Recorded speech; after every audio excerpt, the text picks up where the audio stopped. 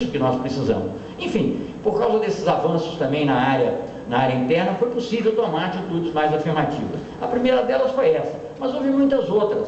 O Brasil procurou diversificar suas alianças no mundo, sem desprezar os Estados Unidos, sem desprezar a União Europeia, inclusive no caso dos Estados Unidos se estabeleceu há pouco tempo, pela primeira vez, um diálogo estratégico global, né? Porque o Brasil começou a ter uma importância maior no mundo, e isso começou a ser percebido. A União Europeia propôs, e o Brasil aceitou, uma parceria estratégica, que é um tipo de relacionamento que ela tem com muitos outros países, que não são só palavras, isso requer mais reuniões de presidentes, mais reuniões de ministros, e tudo isso foi acontecendo de maneira natural e, digamos, contradizendo todos esses temores infundados que eram levantados em relação à nossa política. Mas nós fomos diversificando, estabelecemos uma relação importante com a China, estabelecemos uma relação importante com a Índia, com a África do Sul, com o conjunto dos países africanos, com os países árabes. Isso foi dando ao Brasil uma outra presença no cenário internacional. Isso nos permitiu também iniciativas muito importantes, e eu vou mencionar apenas algumas. Hoje em dia se fala muito nos BRICS, e os BRICS são obviamente muito importantes, sem a menor dúvida, até porque economicamente tem um grande peso. Mas os BRICS reúnem países, digamos assim, com sistemas políticos diferentes, que também não é necessariamente mal, mas é uma característica que às vezes é positiva, mas às vezes limita a possibilidade de fazer coisas juntos. Mas o Brasil tomou a iniciativa de criar o IBAS, que é um grupo do Índia, Brasil e África do Sul, que são 3 países democráticos, 3 países multirraciais, que assumem o fato de serem multirraciais e multiculturais, e são 3, e cada um em um continente do mundo em desenvolvimento. Então isso foi criando uma mecânica diferente. E é até curioso que hoje, quando a gente vê os BRICS, com a entrada da África do Sul agora nos BRICS, a composição dos BRICS é muito parecida com algo que no início da nossa gestão, algo que se falava no início da nossa gestão, porque nós criamos o IBAS, que era muitas vezes chamado de G3, que era um grupo de 3 países, e se falava, eu recebi, por exemplo, do ministro russo, uma demarche direta de querer fazer um diálogo e até talvez integrar esse grupo do IBAS. E nós dizíamos, não, nós podemos fazer um 3+1, um 3+2 com a China, mas nós queremos manter a personalidade do IBAS, por causa dessas características, 3 grandes democracias, 3 países multirraciais, 3 países multiculturais.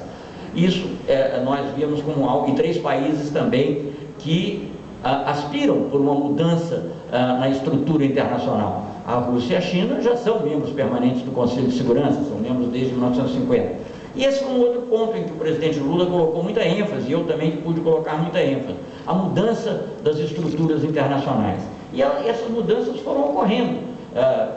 E tudo isso se liga, quer dizer, a nossa capacidade de diversificar parceiros, não só em termos de mercado, mas em termos de contato político, a nossa integração na América do Sul, que nos deixou um ambiente de paz no continente, mas também a nossa luta permanente para mudar os procedimentos e estruturas das organizações internacionais. Eu vou dar 3 exemplos, e talvez depois, eu sempre digo 3 e sempre aparece uma outra coisa, vem uma quarta, entrará como uma espécie de epílogo. Mas 3 exemplos. No caso da Organização Mundial de Comércio, as negociações na Organização Mundial de Comércio, no seu antecessor, que era o GATT, que era o Acordo Geral de Tarifas e Comércio, GATT é a sigla em inglês, na realidade, as negociações se passavam entre Estados Unidos e Europa, às vezes Japão e Canadá, e esses 4 países formavam na época o que se chamava o Quad, e o que o Quad resolvia já estava praticamente feito, quer dizer, você podia mexer aqui uma vírgula,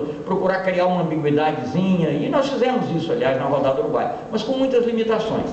E graças à nossa atitude, isso é uma história muito longa, eu não vou entrar em detalhes, mas graças à nossa atitude, sobretudo na reunião de Cancún, que foi uma reunião que houve em 2003, no início ainda do governo do presidente Lula, nós mudamos essa estrutura. O Brasil criou o G20, que não é o G20 que cuida de finanças, um G20 da OMC, Brasil, Índia, Argentina, África do Sul, e muitos outros países da nossa região e de fora da região, unidos em torno da temática agrícola e da necessidade de eliminar os subsídios para a agricultura, que causam grande dano, tanto para o agronegócio quanto para a pequena propriedade rural. E em torno isso foi uma novidade, porque até então, por exemplo, a União Europeia conseguia sempre dividir os países em desenvolvimento. Porque dizia, não, Brasil e Argentina são grandes exportadores de produtos agrícolas, eles estão mais perto da Austrália e do Canadá. A Índia e aos países africanos, eles são países frágeis, são importadores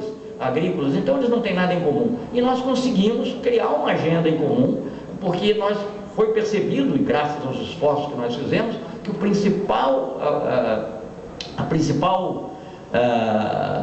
ameaça a esses países, a produção agrícola nesses países, vinha justamente dos subsídios. Costumamos dizer que os subsídios eram uma espécie de arma de destruição de massa em matéria comercial, sobretudo os subsídios na agricultura. E graças a essa atitude firme que nós tomamos em Cancún, houve uma modificação no padrão das negociações comerciais internacionais, e hoje não é possível pensar em qualquer tipo de negociação em que Brasil e Índia, e agora a China, não estejam presentes, e outros países em desenvolvimento também, porque nós fizemos questão de manter sempre essa coordenação dentro do G20 e do G20 com outros países, inclusive com países mais pobres, países africanos, etc. Então isso é uma mudança da qual hoje ninguém tem dúvida. Outro campo em que houve uma grande modificação na própria área financeira, né, em que o que havia antes era o G8. Na realidade, o G8 era um arranjo. O que existia mesmo na área econômica era o G7, que eram as 7 economias mais ricas do mundo. Mas quando a Rússia começou a